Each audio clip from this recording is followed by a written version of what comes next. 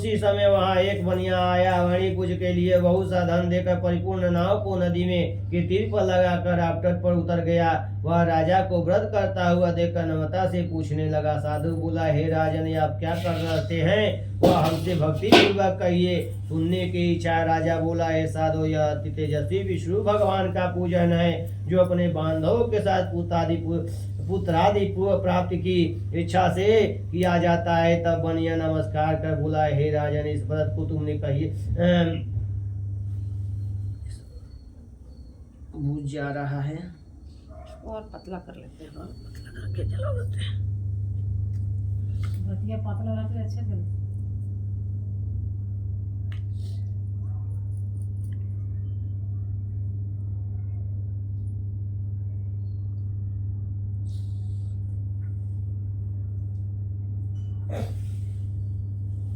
राजा बोला, हे साधु, तेजस्वी विष्णु भगवान का पूजन है, जो अपने बांधवों के साथ पुत्रादि प्राप्त की इच्छा से किया जाता है। तब बनिया नमस्कार कर बोला, हे राजन, इस व्रत को मुझसे कहिए, यह मैं भी करूंगा। क्या कारण कि मेरे भी संतान नहीं, इस व्रत के से अवश्य होगी। वह व्रत विधि की विधि जानकर अपने घर में आकर अपनी स्त्री से असंतान व्रत कहा और यह संकल्प किया कि जब मेरे घर संतान होगी तो मैं अवश्य सत्यनारायण का व्रत करूंगा। थोड़े ही समय में उसकी स्त्री लीलावती आनंद चित्त से गर्भवती हो गई। उसने 10वें मास में निर्मल एक कन्या को उत्पन्न किया। जैसे शुक्ल पक्ष में चंद्रमा की ज्योति बढ़ती है, उसी तरह प्रतिदिन कन्या को वृत्ति को प्राप्त हुई। अपने स्त्री के साथ उदन बनिया कन्या का जात कलावती नाम रखा। एक दिन लीलावती अपने स्वामी से मधुर वचन बोली, पहले का संकल्पित व्रत अब क्यों नहीं करते? साधु बोला, हे प्रिय, इसके विवाह के समय इस व्रत को मैं यश करूंगा। इस प्रकार स्त्री को समझा कर वह बाहर चला गया। इधर कलावती पिता के घर नित्य बढ़ने लगी। एक दिन धर्म के साधु बनिया ने सखियों के साथ खेलती हुई लड़की को विवाह के योग देख दूत को बुलाकर कहा, विवाह के निमित्त कन्या के लिए योग्य वर खोज कर ले आओ। साधु की आज्ञा पाकर दूत कांचन नगर में ले गए। उस नगर में एक बड़ी पुत्र को लेकर साधु के पास आए। उसने उस सुंदर गुणयुक्त लड़के को देखकर जात भाइयों के साथ प्रसन्नचित्त हो विधि विधान पूर्वक अपनी कन्या का उस बड़ी पुत्र के साथ विवाह कर दिया। भाग्यवश विवाह के समय ही उस व्रत को साधु भूल गया। तब सत्यनारायण देव क्रोधित हो गए। कुछ दिन बाद निज कर्माति चतुर साहूकार व्यापार की इच्छा से अपने दामाद को लेकर समुद्र के निकट रत्न सारपुर नामक नगर में जाकर व्यापार करने लगा। इसी समय सत्यनारायण स्वामी ने साधु को प्रतिज्ञा से भ्रष्ट देखकर उसको श्राप दिया कि तेरे ऊपर बड़ा भारी दुख पड़ेगा। उसी दिन से चोरों ने राजा के धन को चुराकर अपने पीछे देखते हुए साधु की दिशा को चले। दौड़ते हुए राजा के दूतों को आता देखकर डर कर धन को यहीं रखकर आप छिप गए। राजा के दूतों ने साधु के निकट आकर राजा के धन को देखा तो साधु को बांधकर आनंदित हो राजा के निकट ले आकर बोले कि हे राजन, 2 चोर लाए हैं, इसको देखकर आज्ञा दीजिए। राजा साधु की आज्ञा को देखकर अविचार से आज्ञा दे दिया। फिर तो उन्हें खूब बांधकर बंदी खाने में बंद कर दिया। इति स्कंद पुराणे देवाखंडे श्री सत्यनारायण कथाम स्थिति चतुर्थम पुष्पांजलि समर्पयामि। बोलिए वृंदावन बिहारी लाल की जय, कृष्ण कन्हैया लाल की जय, गणेश मंगल मूर्त भगवान की जय, सूर्यादि नवग्रह देवता की जय।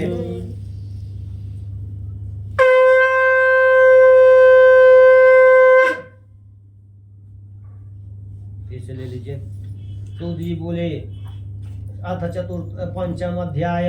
सूत जी बोले, सत्यदेव की माया से चंद्रकेतु राजा ने उन दोनों बनियों के वचन को कुछ न भी सुना और उनका सब धन ले लिया। श्री सत्यनारायण के साप से साधु और दामाद के घर पर स्त्रियां बड़ी दुखित हो गई। चोरों ने घर को धन का भी चुरा लिया।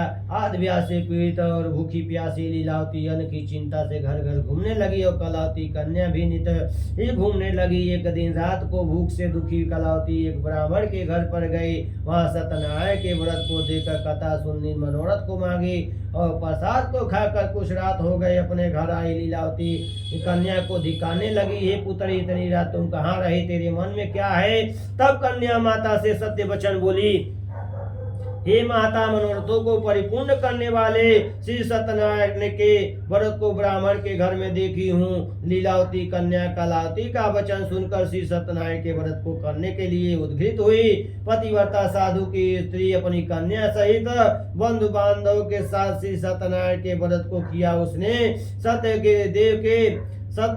सत्यदेव से यह दिव्य वर मांगा कि हे सत्यदेव, हमारे पति और दामाद जल्दी घर आवे। मेरे पति दामाद को अपराध को क्षमा करने योग्य है, अतः आप क्षमा कीजिए। इससे सत्यनारायण स्वामी संतुष्ट हो गए और चंद्रकेतु राजा को स्वप्न दिखाया कि हे राजन, कल सवेरे ही सज्जन बनियों को छोड़ देना और उसका धन भी चुरा लेना। तुमने वह धन दे देना, नहीं तो हम धन पुत्र के सहित तेरा राज नष्ट कर देंगे। यह बात राजा से कहकर श्री सत्यनारायण प्रभु अंतर्ध्यान हो गए। तब प्रातः काल के समय राजा ने मनोरथों को सात सभा के में उपस्थित हो मंत्री जनों से अपना स्वप्न सुनाकर बांधे हुए बनियों को शीघ्र छोड़ दिया। ऐसा आदेश दिया कि यह सुनकर दूत लोग बनियों ने को बंदी खाने में छुड़ाकर राजा के निकट लाए और विनय युक्त वचन बोले, हे महाराज, हम इन दोनों बनियों को बंधन से छुड़ा कर लाए हैं, आपकी क्या आज्ञा है। उन दोनों बनियों ने महाराज चंद्रकेत को नमस्कार कर पूर्व वृत्तांत का स्मरण करते हुए राजा चंद्रकेत से साधु तथा दामाद ने कुछ नहीं कहा। बड़ी पुत्रों को देखकर राजा आदर से बोला, अभाग्यवश तुमको बड़ा दुख मिला है, अब आप लोग भय न करना। इस प्रकार राजा ने कहकर उन दोनों के हाथ पैर की हथकड़ी बेड़ी कटवा कर छोड़ कर आया। फिर वस्त्राभूषण देकर बनिया को अत्यंत संतुष्ट किया। पहले जितना धन लिया था उनका दूना धन देकर कहा कि अब आप अपने घर जाइए। दोनों बनियों ने राजा को नमस्कार कर कहा कि आपकी कृपा से घर जाते हैं। सूत जी बोले, साधु भगवान को मंगलाचार इति स्कंद पुराणे रेवाखंडे श्री सत्यनारायण व्रतम कथयाम पंचमम पुष्पांजलि समर्पयामि। बोलिए वृंदावन बिहारी लाल की जय, कृष्ण कन्हैया लाल की जय, सूर्यादि नवग्रह देवता की जय, गणेश मंगल मूर्त भगवान की जय।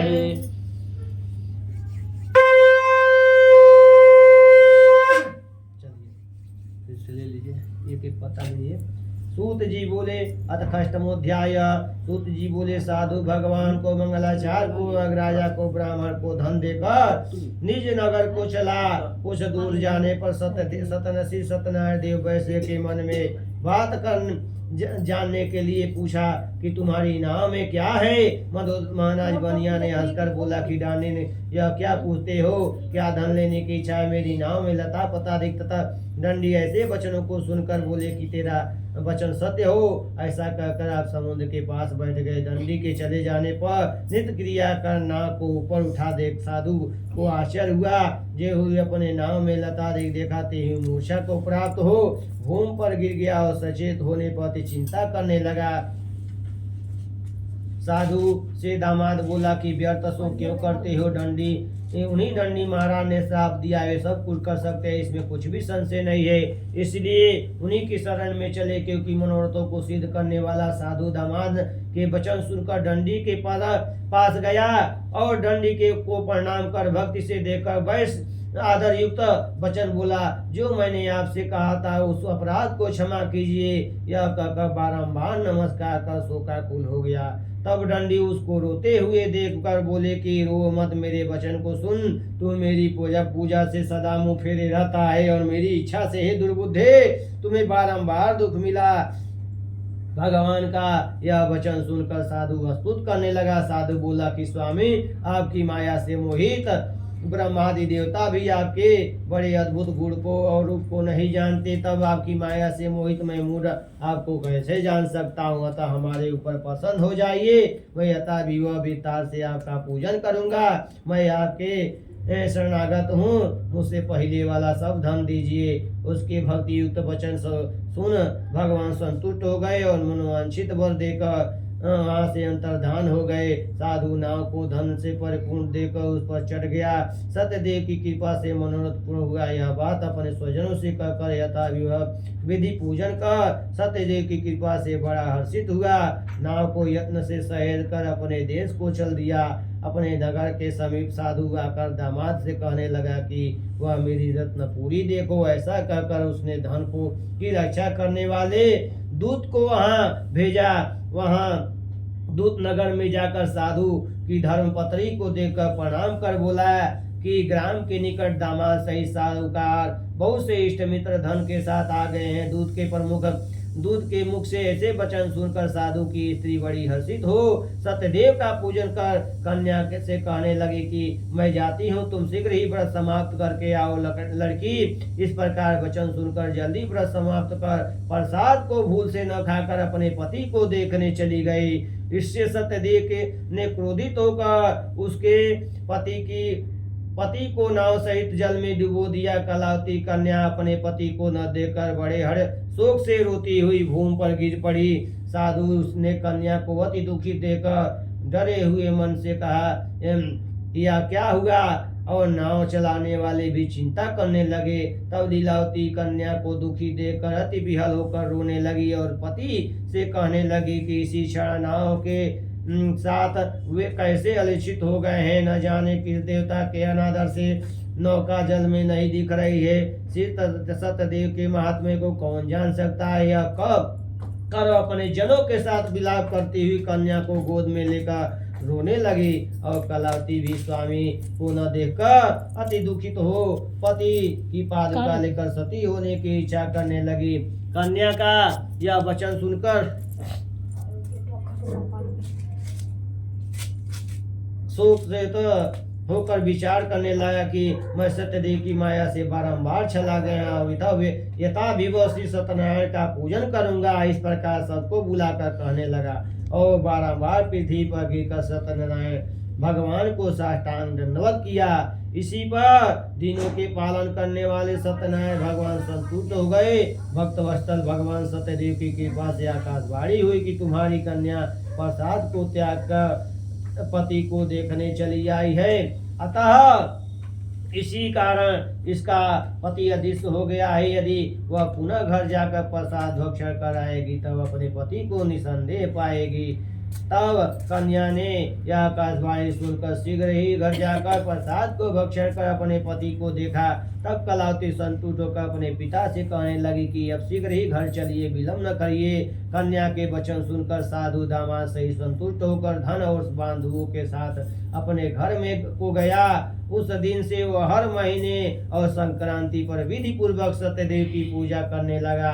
इस तरह सुख पाकर अंत में सत्यदेव को लोक चला गया। फिर सूत जी कहते हैं कि हे मुनिश्रेष्ठ, हम आपसे और भी कथा कहता हूँ, सुनिए। इति स्कंद पुराणे देवाखंडे श्री सत्यनारायण व्रतम कथयम खष्टमं पुष्पांजलिं समर्पयामि। बोलिए वृंदावन बिहारी लाल की जय, कृष्ण कन्हैया लाल की जय, सियावली रामचंद्र की जय।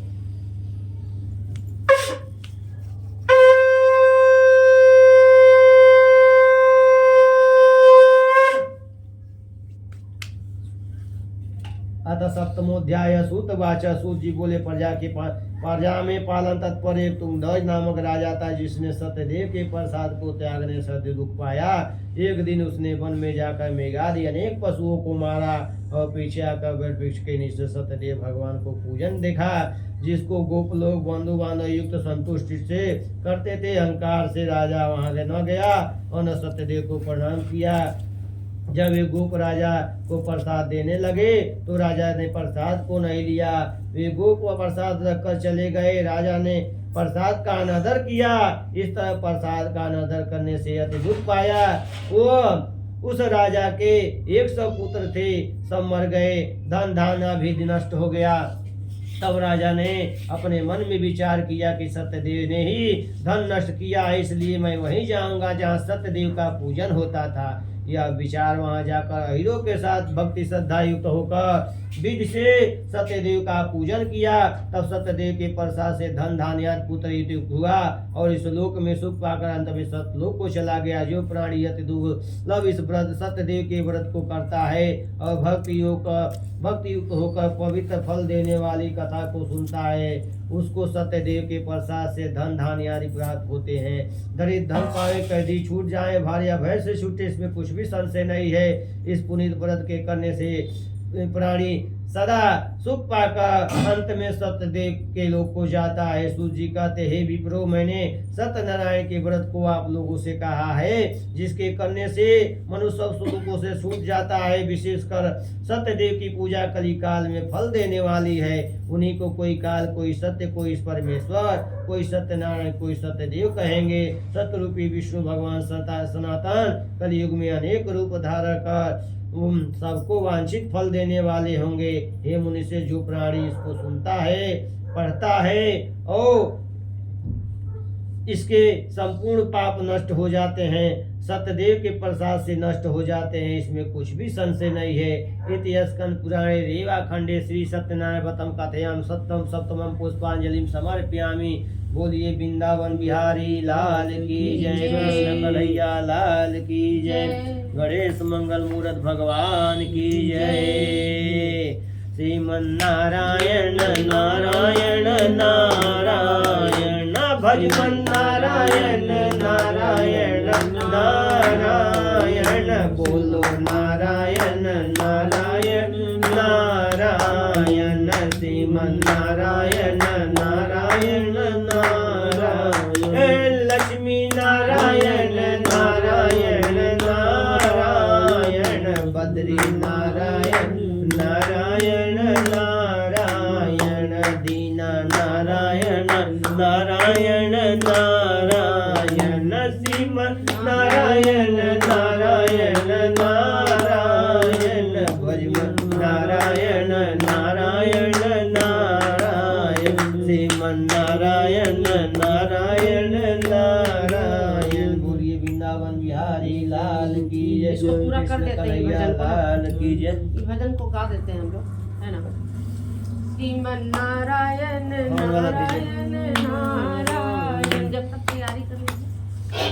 गज और ग्राह लड़त जल भीतर, गज और ग्राह थोड़ा लड़त पीछे जल जाइए। भीतर, लड़त लड़त गज हारायण, हाँ लड़त लड़त गज हारायण, श्रीमन नारायण नारायण नारायण, श्रीमन नारायण नारायण नारायण, लक्ष्मी नारायण नारायण नारायण, श्रीमन नारायण नारायण नारायण, केवरी के बेर सुदाम के तंदुल, केवरी के बेर सुदाम के तंदुल, रुचि रुचि भोग लगा रायन, रुचि रुचि भोग लगा रायन, श्रीमन नारायण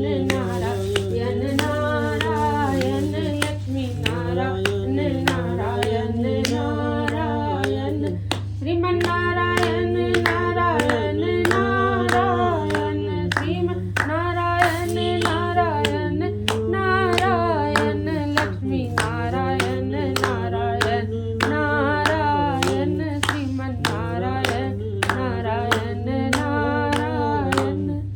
बोलिए श्री विष्णु भगवान की जय। दीदी लोग नहीं आई है, तिकमा नहीं आई थी, देर हो रहा है। कमरे में लोग घूमने लगे। हाँ, कितना देर होगा? नदी नहाने। आ जाते जल्दी हो जाता।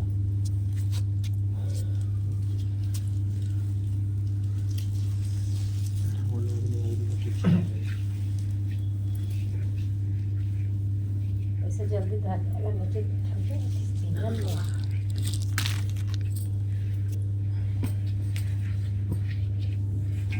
इतना ही लकड़ी है। लकड़ी और क्या नीचे लग रहा है बोलो। है? लकड़ी वो तो फार लकड़ी उला लाए का वहाँ तो किन के लिए जाऊँ आम की लकड़ी वहाँ पूजा की बात है। कहाँ ये तो पूजा की बात लकड़ी नीचे फल लकड़ी ले आना फल लकड़ी। फल का लकड़ी लाए बाबा। अरे कोई लकड़ी लाइए। हवन करने से मतलब फटरका है इसी इसका काम। हाँ मतलब साधारण लकड़ी भी ला सकते हैं। तो है बोल रही हैं वह अभी स्विच ऑफ है। चलिए कृपया कपूर डालिए। कुछ समय कपूर डालिए तो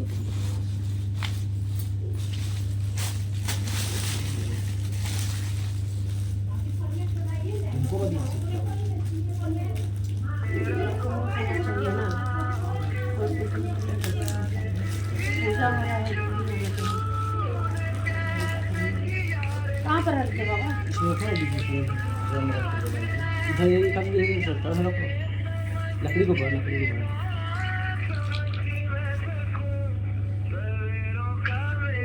बीच में जलाइए, बीच में। दिए हैं।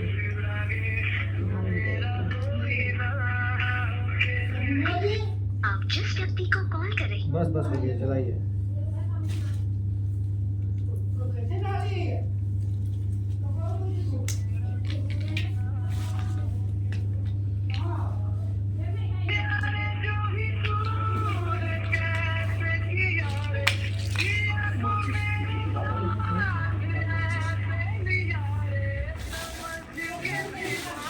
ये देखिए, ये देखिए।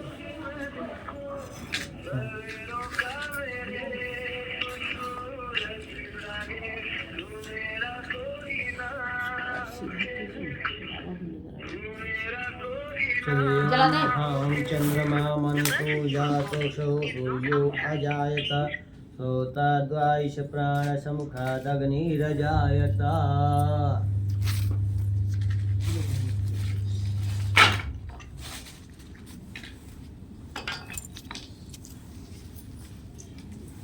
इसको इधर रखते हैं। इसमें घी उसोग दे।